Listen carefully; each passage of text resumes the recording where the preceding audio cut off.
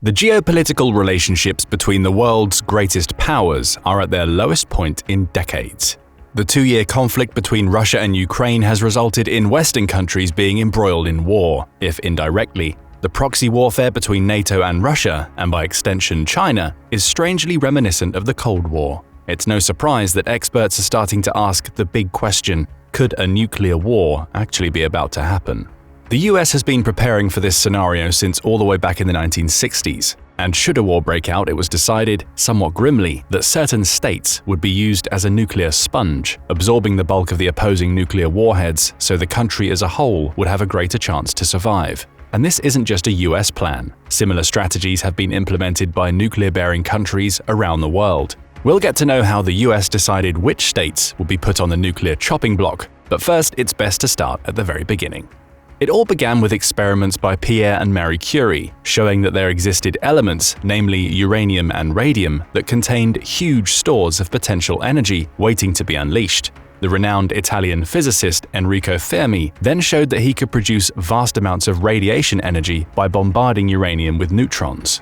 The concept of nuclear fission materialized in 1938 when German chemists Otto Hahn and Fritz Strassmann detected barium as a result of uranium neutron bombardment, with scientists confirming that barium was being made by the uranium atom splitting into different elements. The scientists correctly predicted that since the resulting elements contained fewer total neutrons, the reaction also produced free neutrons, which had the capacity to chain the reaction in additional uranium elements.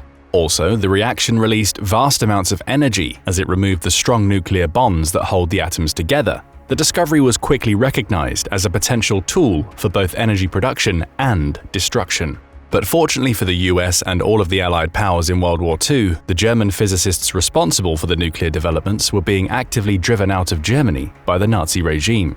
It would take a letter from Albert Einstein to President Roosevelt on August 2, 1939, to officially alert the American government to the threat posed by nuclear weapons to both the US and the entire world. Since Einstein outlined that the German scientists had the potential to develop the nuclear bomb in the near future, the US government decided to spearhead its own nuclear research program to counter the threat. This led to the start of the Manhattan Project in 1942, one of the costliest US military and research programs of the 20th century. The Manhattan Project was ultimately considered a purely defensive measure, an attempt to create weapons that would not be used as a way to necessarily destroy the enemy, but as a show of force that would deter future aggression. Ultimately, the Manhattan Project led to the successful development of a nuclear bomb, with two functional prototypes, Little Boy and Fat Man, that were detonated above the Japanese cities of Hiroshima and Nagasaki, killing an estimated 200,000 people. This effectively removed Japan from World War II. However, while the bombs ended up being the only examples of nuclear weapons used in combat, this was only the beginning of widespread nuclear proliferation. Suddenly, all of the world's greatest powers were vying for the technological and industrial capacity to build nuclear arms. Why did everyone want them? Well, if you didn't have access to a nuclear bomb, and the other side did, you were at a significant disadvantage in any potential conflict. This created a paradoxical approach where countries would develop and stockpile significant nuclear weapons to deter other countries who had their own stockpiles into launching theirs. The nuclear strategy for many countries was ultimately referred to as mutually assured destruction, or MAD, with weapons stockpiles large enough to hopefully negate an opposing force's nuclear capacity before it could be deployed. After World War II, America emerged as one of the world's largest economies, cutting its unemployment rate from 25% before the war to just 2% after, and nearly tripling its GDP from $80 billion to $230 billion. The country put its economic prosperity into developing more weapons for its defense, allocating a sizable 10% of its budget to the military, a figure way above many other countries in the world, which never really stopped, although current figures are in the 4% range. This led to the US having close to 30,000 nuclear warheads in its stockpiles by 1964, compared to Russia's 5,200. This was around the same time as the Cuban Missile Crisis, which ultimately led to the US and the USSR signing the Partial Test Ban Treaty, greatly reducing the capacity for testing and therefore developing new nuclear weapons. The ban on testing bombs above ground and underwater didn't deter countries from making more nuclear weapons, though. By 1986, Russia's stockpile was close to 40,000 nuclear warheads, and while the US was decommissioning some of its own, it still had around 22,000 weapons. For reference, the 5 other nuclear-armed countries, the UK, France, China, Israel, and South Africa, had fewer than 1,000 warheads combined at the time. The main launching platform for nuclear weapons in the 20th century was the ICBM, Intercontinental Ballistic Missiles, which could house and detonate a nuclear warhead thousands of miles away and strike key tactical and strategic locations of an opposing force in the event of war. ICBMs could conceivably be used from submarines, making them able to strike virtually any target on the planet. This meant that potentially nowhere was truly safe from a nuclear attack. To mitigate the threat of nuclear weapons and achieve total dominance, the US concocted a plan to centralize its nuclear stockpiles in areas away from major population centers on the American east and west coasts. Ultimately, this meant that during the Cold War, 7 states would contain the bulk of nuclear missile silos: Colorado, Wyoming, Nebraska, Montana, North Dakota, South Dakota, and Missouri. Since ICBMs are stored underground, the reasoning of the American government was that keeping the weapons in locations away from major political centers of the country would force an opponent, chiefly the USSR, into focusing the brunt of its nuclear weapons on the silos. But why was this even considered as a strategy? Wouldn't it have been more effective for the Soviets to drop the bomb in the middle of Manhattan or Washington, D.C.? The answer to that is a bit complicated. The ICBMs were designed as a counter-threat to the Soviet nuclear weapons. In the event of a nuclear war, all the available ICBMs could be deployed within a few hours, hopefully annihilating the enemy stockpiles, and thus preventing them from doing the same to the US. As such, the US government considered that the ICBMs themselves were most likely to be the primary target for the enemy to attack. If the Soviets expended all of their weapons to attack the country's population centers, they would be open to a counterattack on their own population centers. This would fully exemplify the mutually assured destruction tactic.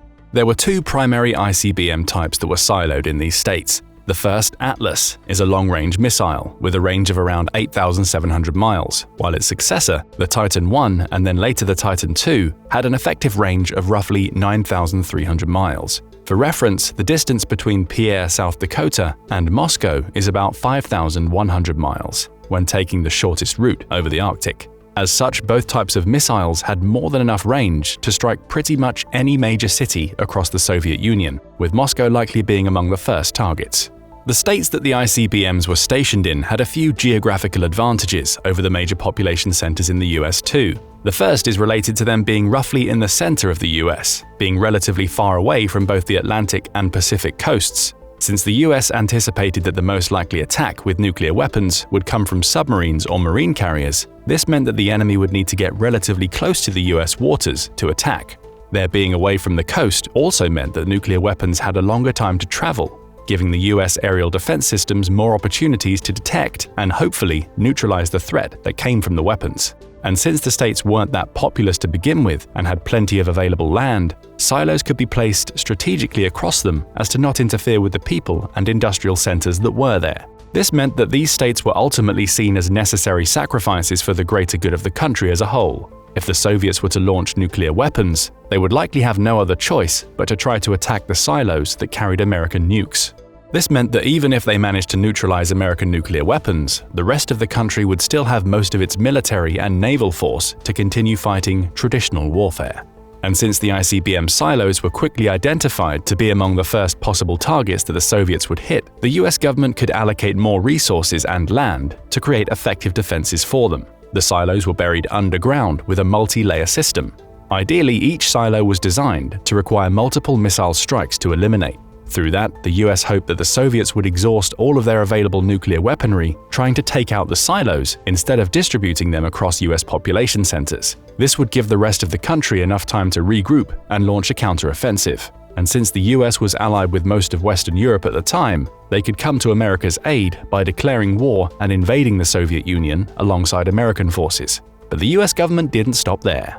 While the 7 states were ultimately designed to be the first target of nuclear attacks, other strategies were put in place to minimize the losses both in the states and across the continental US. First off, the National Highway System was designed in 1956 to evacuate all the major cities across the US. The plan was exercised over the next 13 years, costing more than $30 billion to implement, making it one of the most expensive public work endeavors in American history. Initially, the highway was specifically designed with signage and routes that would help people escape the cities in case of an enemy attack. The dedicated signs would notify the drivers what exactly to do in case of an enemy attack. But the highway was more than just a method of evacuation. Perhaps even more importantly, the roads were designed to provide the US Army with a quick way to travel between the two coasts on land, connecting the defensive systems on the Atlantic and the Pacific coasts of the country. To bolster this capability, some roads are routed close to key military complexes, such as the I-10 and the I-70, for the 1st Armored Division and the 1st Infantry Division, respectively. Of course, since the nuclear attack actually never came, the highway system was eventually changed slightly to better accommodate the people who were using them.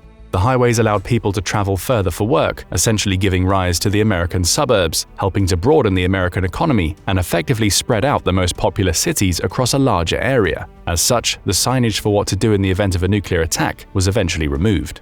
The growth of the suburbs and the ease of movement across the US also had a secondary effect of helping to move some people out of the biggest population centers and into the countryside.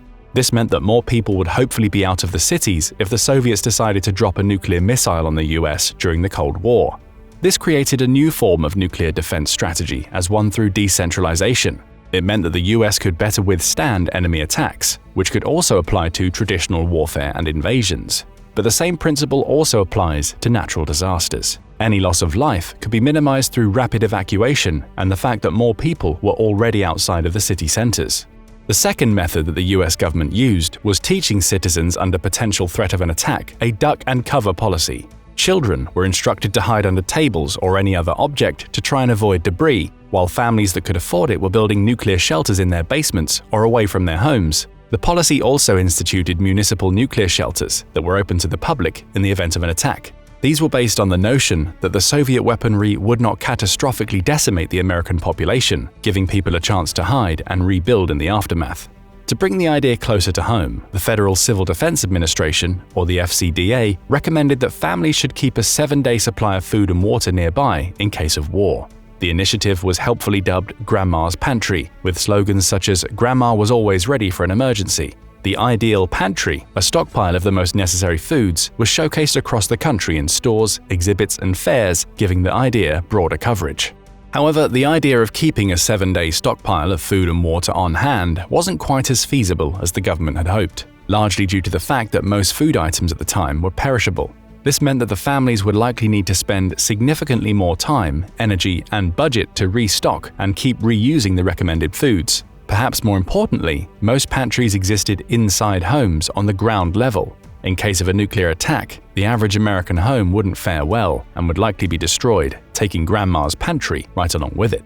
Ultimately, the population realized that keeping up with the idea was counterproductive and more effective designs needed to be put into effect. The US Department of Agriculture was determined to create foods that could be safely stored for prolonged periods without spoiling. One of the first such foods was the all-purpose survival cracker, which was essentially a bulgur wheat biscuit. General Mills also developed multi-purpose food, a granulated synthetic protein mixture that could be combined with water to create a nutritious meal, at least theoretically.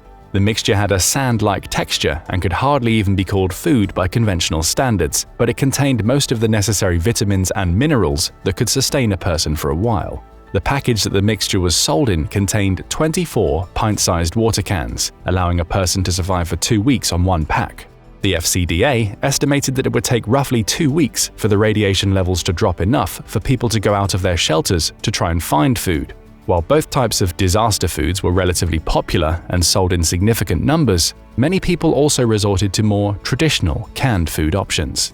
The other defensive strategy was to popularize and encourage building nuclear shelters. The government ran a survey in 1961 to determine existing buildings which could be readily converted into nuclear shelters to minimize the cost of building new ones. There was consensus that those in the direct blast would likely stand little chance of survival, but that many casualties could be prevented through effective shelters being built across the country away from the densely populated areas. Another idea was to provide the population with relevant information on how to build a dedicated private nuclear shelter, ideally with 2 to 3 feet of concrete shielding. The government handed out pamphlets with step-by-step instructions. When combined, the private and public shelters were theorized to be able to save 50 million Americans from a nuclear strike. Going any further and building fully reinforced nuclear shelters en masse would have cost the government too much, especially considering that it was spending significant amounts on defense already. This meant that the nuclear shelters were ultimately a half measure designed to curb panic and provide potential relief by giving people an opportunity to save themselves or roll the dice. This brings us back to the idea of why the US government decided to place its nuclear weapon silos where it did in the first place. The perceived main advantage that the US could use in the event of nuclear war was that of geography.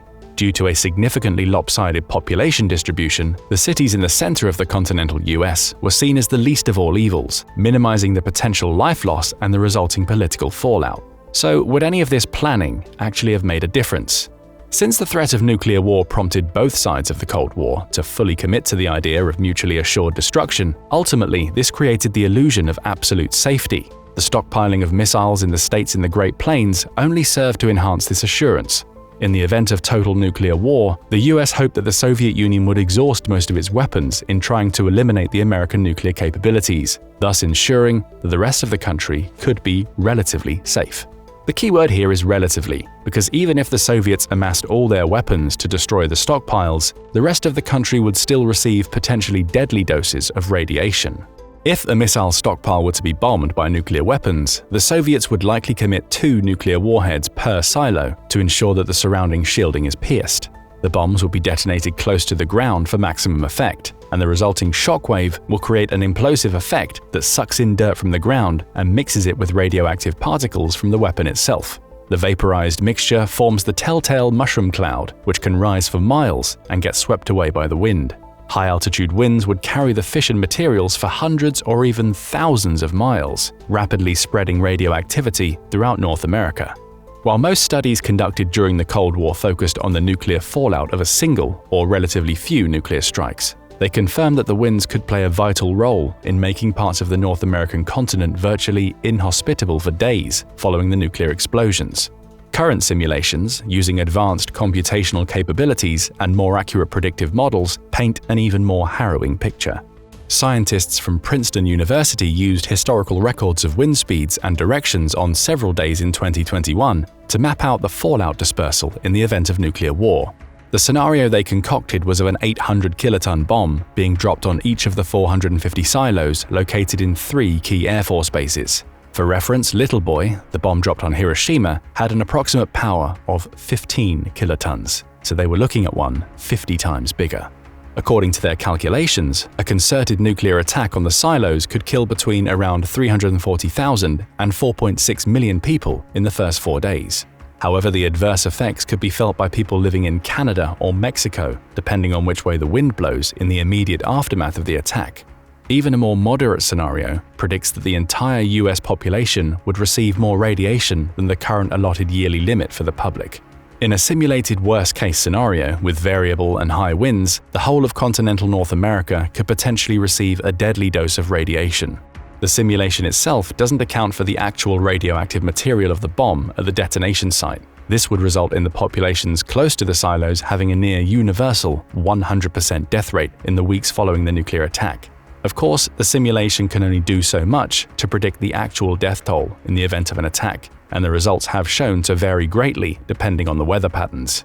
Furthermore, the simulation has limited itself to a single large bomb being dropped on each of the silos. The current Russian nuclear arsenal has at least 700 nuclear warheads, with a power rated at 800 kilotons or greater. This would mean that if Russia was adamant on cutting off the American nuclear arsenal at its core, the actual scale and power of the attack would be greater than the one shown in the simulation. The worst-case scenario from Princeton could turn out to be only a middling one.